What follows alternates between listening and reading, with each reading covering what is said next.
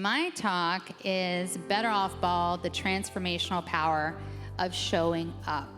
Because that is what you guys did today. You showed up. You showed up for yourself. You showed up maybe for a loved one.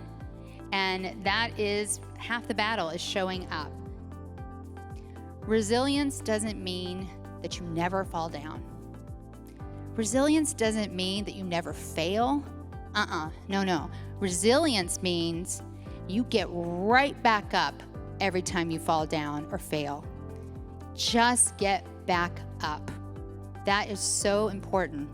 And these are sort of 5 tips to kind of find your own inner resilience, because let me tell you, whether you're the patient or the caregiver, you're both fighting cancer in your own way, and it's hard. It's hard.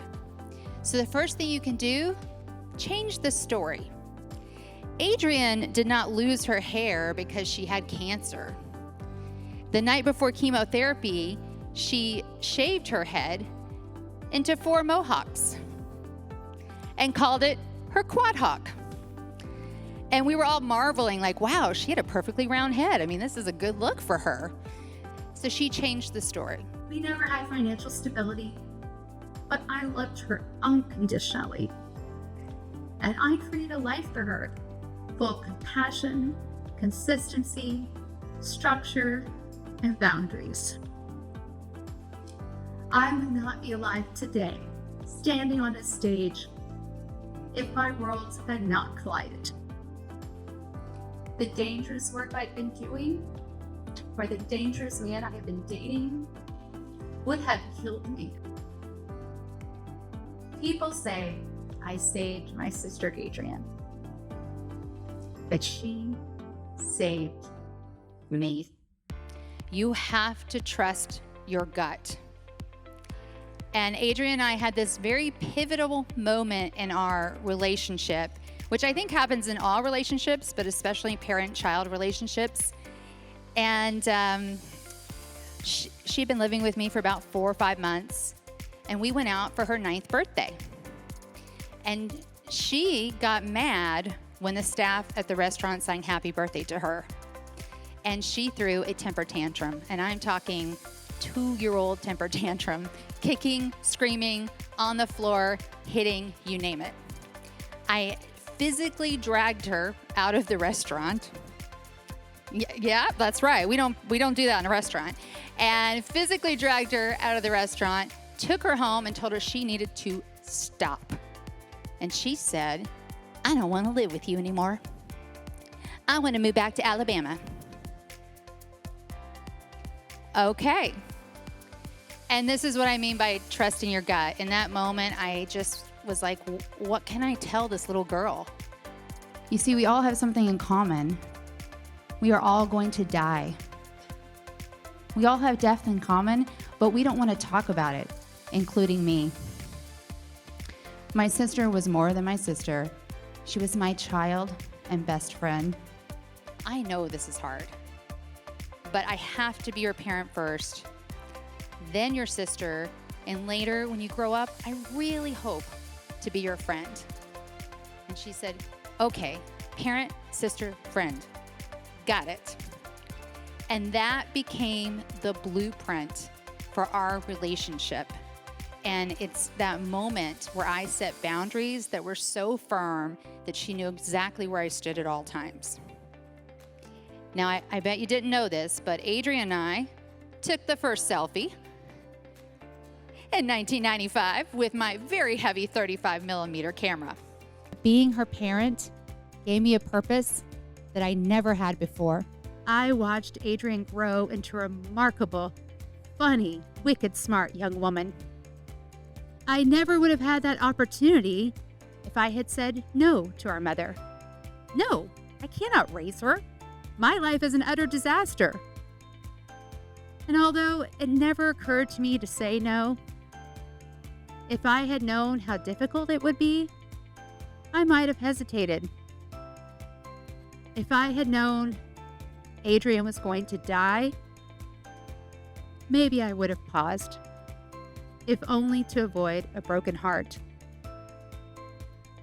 We all face tough choices throughout our lives, And I encourage you, when you are the most scared, the most uncertain, the most confused, say yes. Don't worry about the how. If it matters to you, you'll figure it out. Now, I talked about living, and boy, did she live. And since I don't have a pointer, I'm just going to walk around because the screen's so big. So I talked earlier about experiencing joy. We found out early on that the Children's Hospital had a program called Pets Assisting with Smiles, or PAWS. And the dogs would visit the oncology ward every Monday. So Adrian said, okay, that's it, chemo on Mondays. And the pediatric oncologist, we weren't a big fan of his, but he did do one thing right, although he didn't agree with it, but he did. He had her sign off on her chemotherapy slip. This is her actual chemotherapy permission slip. That's her signature, and that's mine. And Adrian knew that we didn't need her permission, but it gave her back her power. And I think it was Dr. Singal earlier who said, you actually can control a lot more than you think. And that's something I want you to remember. I raised Adrian from the time she was 8 until she died in my arms at age 15 from stage 4 primary liver cancer.